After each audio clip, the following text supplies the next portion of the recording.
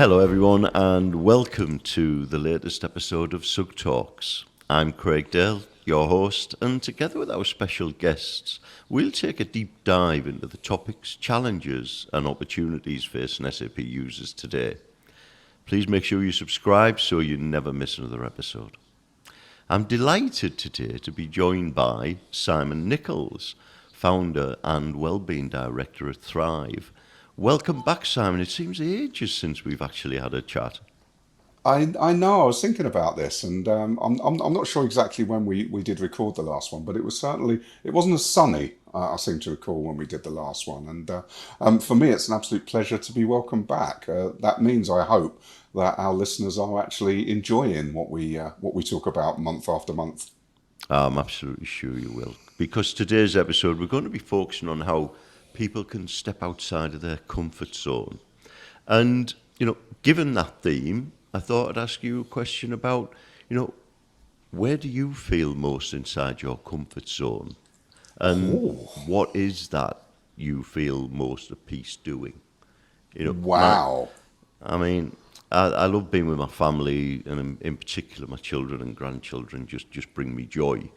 But I have to say I am most at peace when I'm out on my bike, cycling with the sun on my skin and breeze on my face. Well, up here it's mainly gale force winds and rain in my face, but it just sets my mind free. The front of my mind focusing on my surroundings, but the back's just free to wander, and I just love that peace and freedom.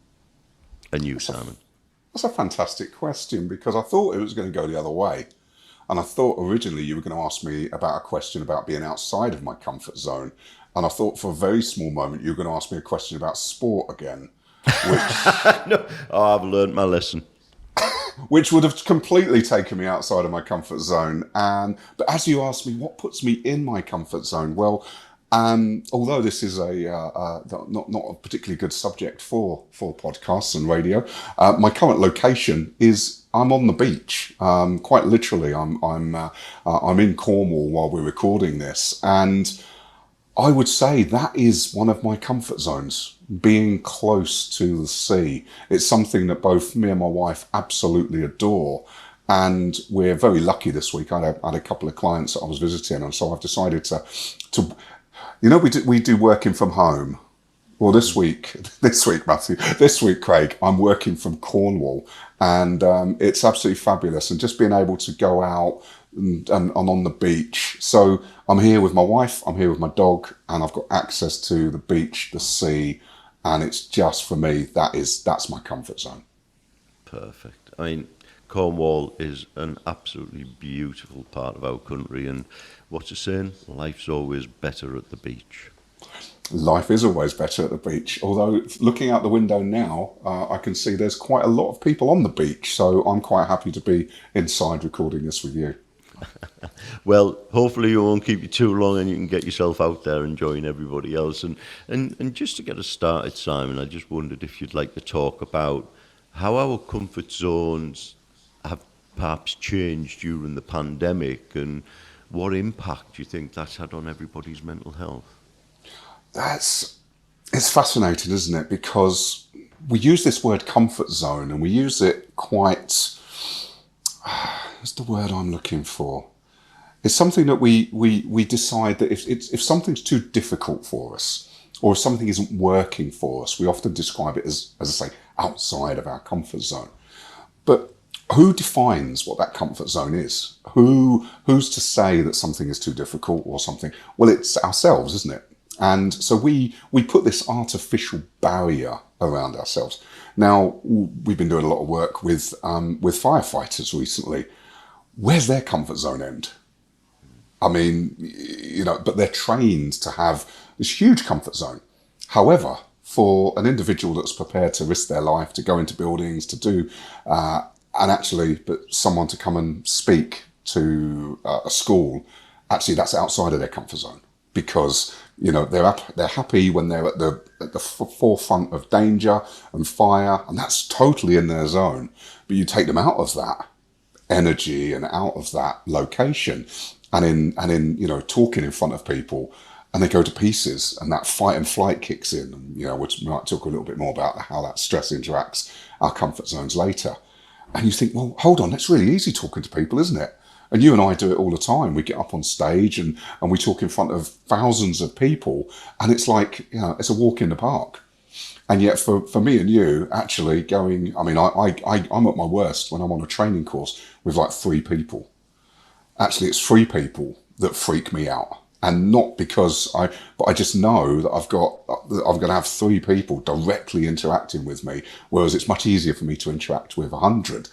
So when we start to think about the pandemic as well, so we've got this artificially defined comfort zone. And for many people, when we start to think of their comfort zone, it's in their bed. It's under their duvet. It's with 2 pillows to the left-hand side, and that's it. And actually stepping out of that bed, stepping downstairs, is out of their comfort zone. So when we start to think about the pandemic, what we've started to see is individuals not only having to redefine what their comfort zone actually is, but also they're now having to work in ways they've never worked before.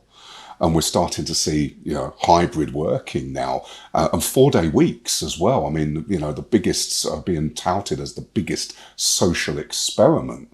Now, for someone used to going in the office 5 days a week, now being told you only have to work 4 days a week. Whoa, well, what am I meant to do with myself? So we can see for some people even making their comfort zone even smaller because of the pandemic has been difficult. But actually, we're now opening up a whole world of new working practices that's going to put people on edge once more. To answer your question, individuals are treating, I guess, the new way of working in different ways based on the mental resilience they had, I think, before the pandemic. Because that's, if anything, has taught us over the last 18 months, is people have had to really dig deep just to get through the working day. And I don't know if that's resonated with you at all, Craig. I mean, in terms of, with coming back into the office, I don't know if you've come back full time or if you're adopting a hybrid working practice as well. Yeah, I think when I look at it, if I look at this, the kind of the concept of the comfort zone in the main, to me, it's what you're used to. It's what you're used to doing, habits, routines, etc. And when you look at that from the pandemic perspective, so if we do go back to initially when we had to begin working from home, so to speak. Now I know lots of people didn't even have that opportunity. Factory workers, etc., manufacturing had to go wherever their place of work is. So there was no option. Other people were furloughed because the business couldn't open or even made redundant. So there's lots of different things that affected people and changed their outlook and also how their life works, so to speak, what is normal to them. Mm-hmm. So if we just focus on that, working from home, that was kind of from our perspective in the main, it was an alien concept. It's not something we'd done in the past. And, some people actually thrived on it, where you see others really struggled. And, we changed working practices to try and make sure everybody was comfortable. And, some people struggled with the isolation. I'm guessing some people struggled being at home with the kids and having to think of work as well. And, it's that, for me, is outside of your normal routine, so to speak, your normal way of doing things. So therefore, perhaps outside of your comfort zone, and how do you react to that? And I suppose some people also bought dogs. The number of lockdown dogs purchased to keep people company and comfortable through that period.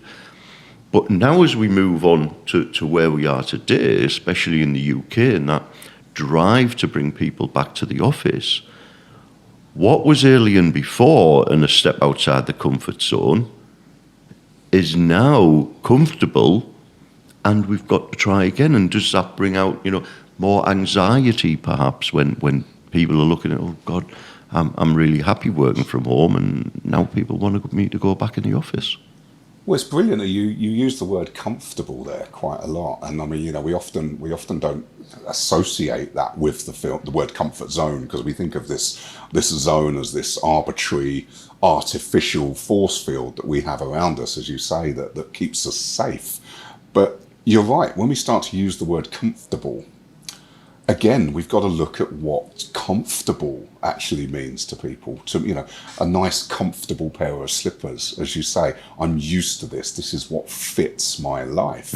And now, and then we have that sort of, what's uncomfortable. Now, uncomfortable, when you sort of use that terminology, is normally my seat's a bit hard, or I'm having an uncomfortable conversation, i.e., I'm not able to I don't feel that I'm able to have that conversation. We often have uncomfortable conversations with our managers, with HR in some cases, and we just feel, actually, this isn't part of what's making me tick at the moment. And so it was brilliant that you used that, you brought around that routine element, because, yeah, a lot of what drives our state of being comfortable is being able to slip in to a known routine that's valuable to us. And I say that valuable because a routine, as I think we've spoken about before, for something to become routine, we have to do it 69 times or more. It needs to be a regular, repeatable habit.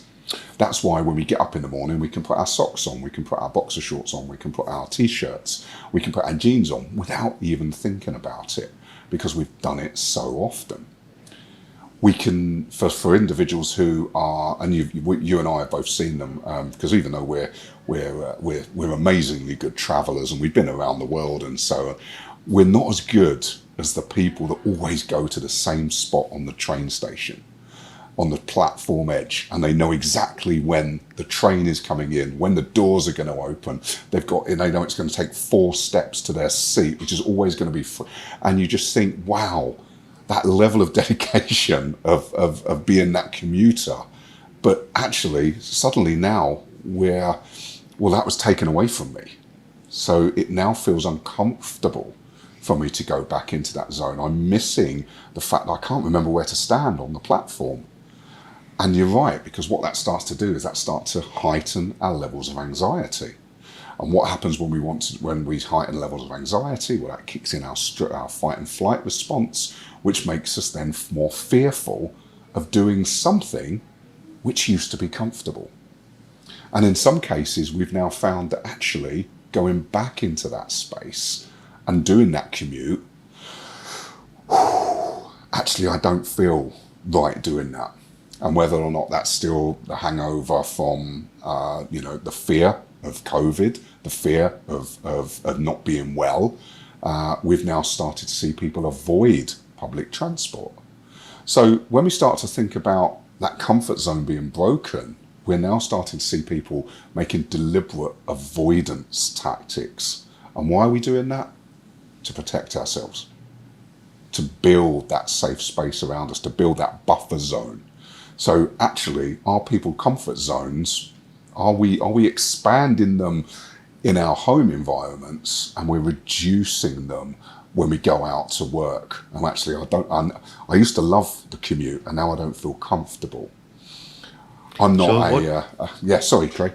No. So I was just going to say, so what are kind of the first steps that people can take to, if you like, we've used the word anxiety, to reduce that anxiety, to go from feeling uncomfortable to hopefully feeling comfortable again in that world? Well, I think the first thing that you need to do is acknowledge your feelings, and it's a very simplistic way of me saying this, but you've got to acknowledge your thoughts, because as we've discussed in the past, not everything we think is true. I'm not a superhero. I'm not going in the sea because it's, I can have these ideations, but it's 11 degrees. It looks lovely out there, but it's 11 degrees. I am going to freeze if I go in the sea. That doesn't mean I can't imagine what it must be like to go in the sea. So when we start to approach that not everything that we think about is going to happen, we're then able to start managing our expectations of our thoughts. And I'm not talking about full-on cognitive behavior therapy, changing the very fabric of our thought system. But if something is driving a level of anxiety, and how do we know if it's driving a level of anxiety? Well, we start to feel tight-chested. We may start to breathe a little bit deeper and heavier. We might start to feel little levels of anxiety or levels of anxiousness that we haven't felt before. We might start to look around a little bit and feel that our senses are starting to identify some danger. Now, we could be absolutely in the middle of a shopping centre and think, actually, there shouldn't be anything around that can hurt me. But that doesn't stop our thoughts telling us that something is going to hurt us. We don't know what it is. When we can identify that we're actually feeling a heightened level of anxiety because we're going into a situation that makes us feel uncomfortable, maybe we just need to start writing that down. Maybe we just need to identify that thought, not try to change it. If anyone's done Headspace or any of the other meditation apps, what they try and say is you don't try and change the thought, but accept the thought for what it is. And I think that's the first thing that people need to realise. If you're feeling anxious and a level of anxiety about getting back on the bus, getting back on the train, going back into the office, write it down. Write it down to say, actually, I didn't feel that good today. If it keeps persisting, talk to someone. And a lot of anxiety disorders, a lot of the treatments involve talking therapy. But we're not saying that this is an anxiety disorder that you have, but this is just a level of high anxiety. So maybe you just need to talk to a colleague. Maybe you do need to talk to someone in HR. Maybe you need to say, look, I felt a little bit anxious coming into the office today. I don't know why, but maybe I might need to talk to you tomorrow about it. If I feel the same when I come in tomorrow, is that okay? I imagine nobody in your work, in HR or a colleague is not going to be able to want to support you when you come in the following day. So I think the first thing you have to do is acknowledge that your thoughts to you are causing you that level of anxiety. And once you've pinpointed what those thoughts are, is it the bus? Is it the walk to the bus? Is it getting in the car again? Is it doing more than an hour's drive in the car? What's causing you that level of anxiety? And once you write it down, then you can maybe start to look at how can I avoid that? And it's not about avoiding it, i.e. don't go on the bus, but how can I reduce my thoughts about that particular situation? Does that make sense? Yeah, it does. And on the flip side of that then, what should people not do? What should they avoid in those situations? Well, I think the biggest thing is not to avoid confronting that circumstance, not to avoid going back into the office because the office is the problem. For the most part, the office isn't the problem. It's your thoughts about the office. It's your thoughts about what's going to happen.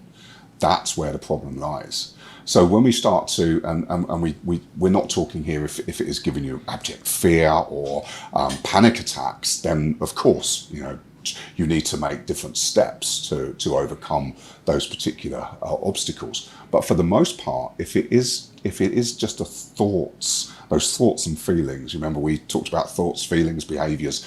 If those thoughts and those feelings are driving in your consideration unwanted thoughts, intrusive thoughts that you wouldn't have normally worried about, then the key thing is to not stop doing what you're doing, just to get additional support.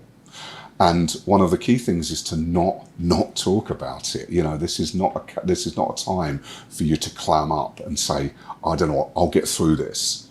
Because for a lot of people, anxiety or high levels of anxiety will need some support, whether that's from your workplace or whether that's from your friends, your family.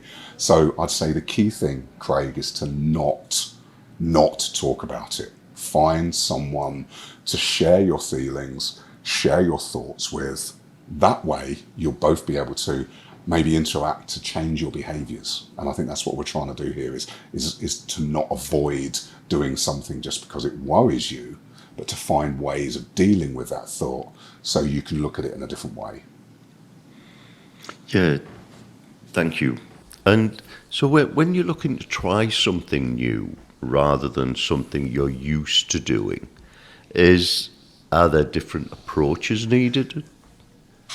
It's interesting because if you look at, and we've been doing a lot of stuff about neurodiversity, and I know that SAP User Group has done a huge focus on neurodiversity last month as well. And we start to think of the zones of regulation. Now, the zones of regulation, if you look at what's in the yellow zone, now the yellow zone, you sort of think, oh, that's starting to get a little bit anxious, a very sort of heightened level of awareness, and actually maybe a little bit tense and maybe a little bit angry within the yellow. You're not quite there. Anger's in the red zone of regulation. But hey, what else is in the yellow zone? Excitement. So why do we have this feeling of trepidation and apprehension at the same time as this feeling of excitement? So I'm going to throw the question back to you just very quickly, Craig. How do you feel when you go on holiday abroad and you go to that theme park, and maybe you're being brave for the grandchildren, and you can see this huge roller coaster, and you know you've got to go on it because Granddaddy has to go on the roller coaster? How does that make you feel? And then I'll come back and answer your question in a moment. With trepidation, I think, nervous. When you're there, you think, oh my God, I've got to do this. I've been on these things before. I love them. The adrenaline rush is amazing. But you've hit the nail on the head there in that just beforehand, you're thinking, oh God, am I going to be okay here? Right, okay, yeah, got to put a front on. And funnily enough, when you started talking there before you went to theme park, I thought you were going to go towards speaking publicly on stage because, reflecting back to what you were saying there, Paul Cooper and I have spoken about this a number of times before, if you like, when keynoting at our annual conference. And just before I'm going to go on the stage, my heart rate spikes. It goes through the roof. But once I'm on stage, it just goes back to normal. It's like before the nerves are there, heart rate's going, get into there, and then it's fine. What's the worst that could happen?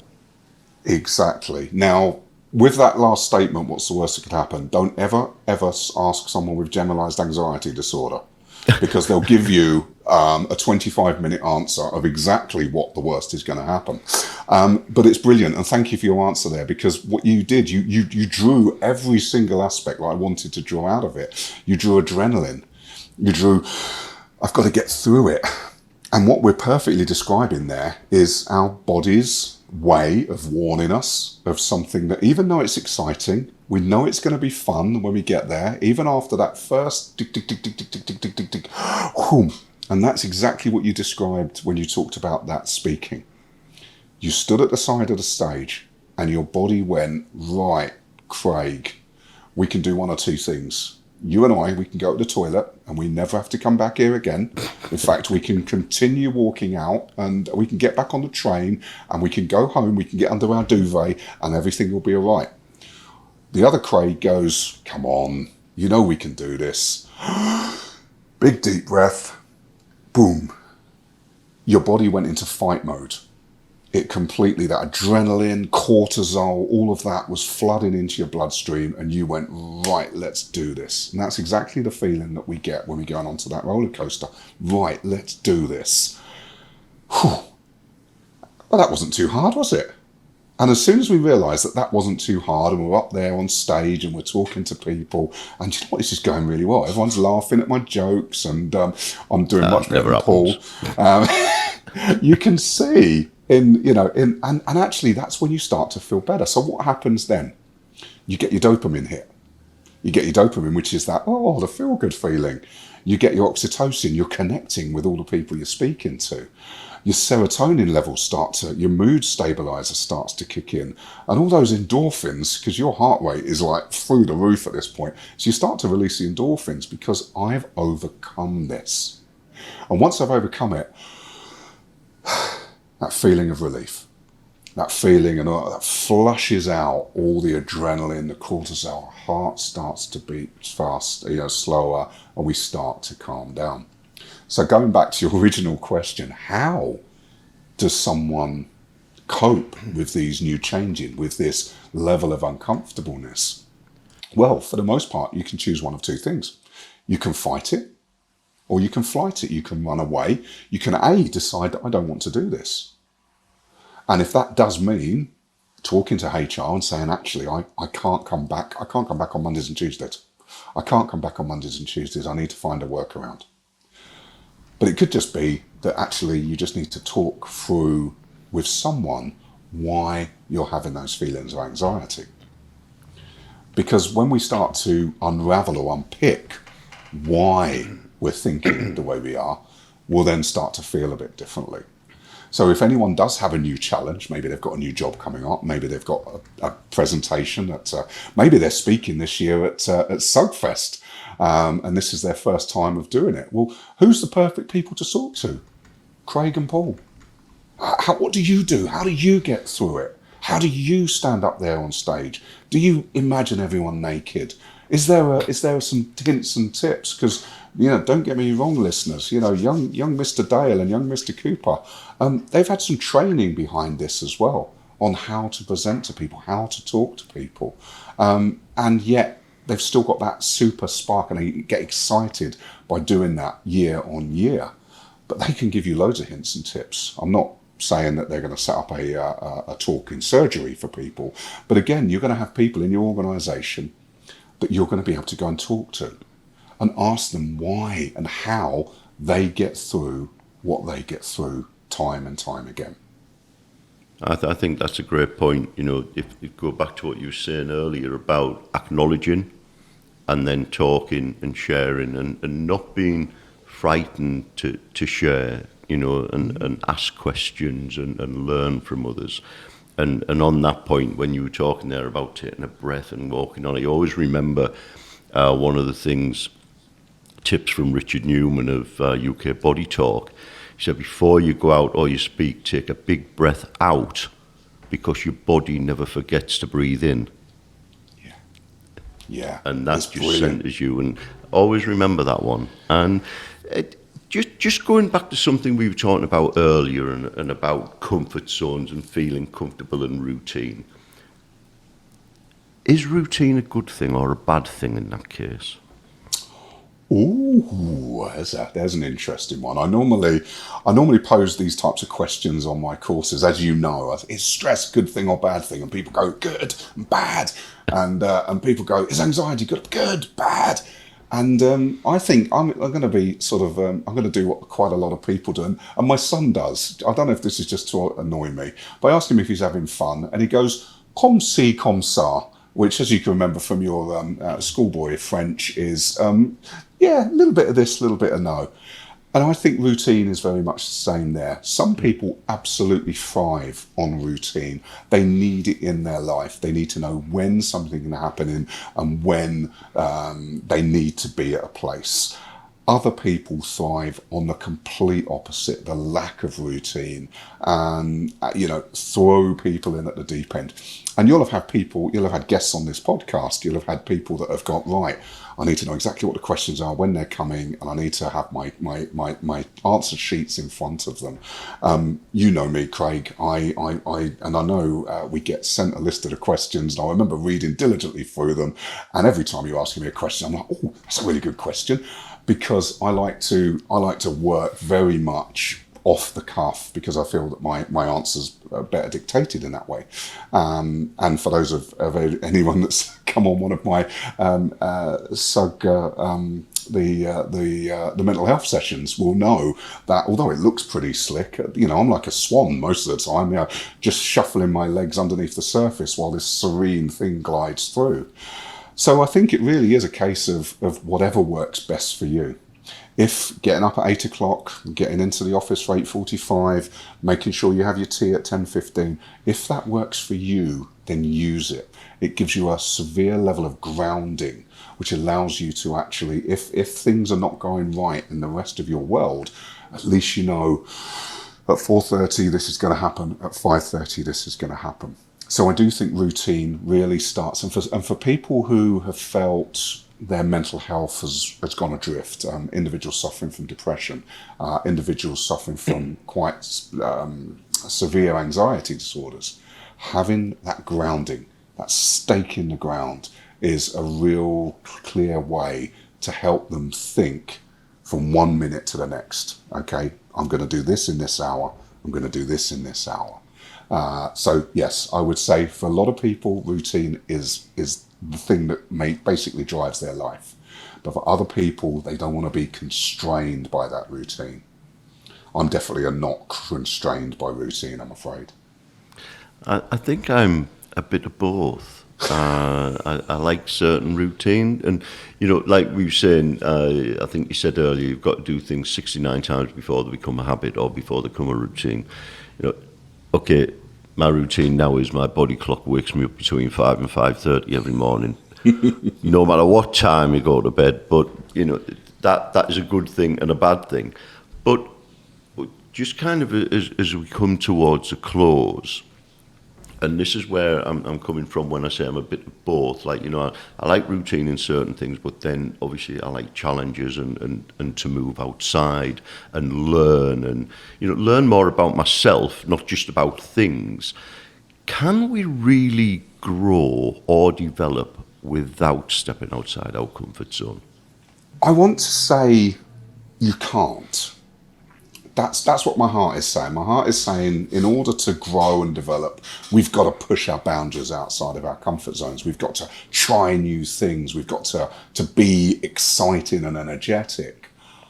But then part of me, not the excited and energetic part, that says actually we can still be better people. We can still have a better understanding of ourselves. We can still improve our mental health, our way of living, our life, by not necessarily doing new things and expanding that ever expanding world that we live in.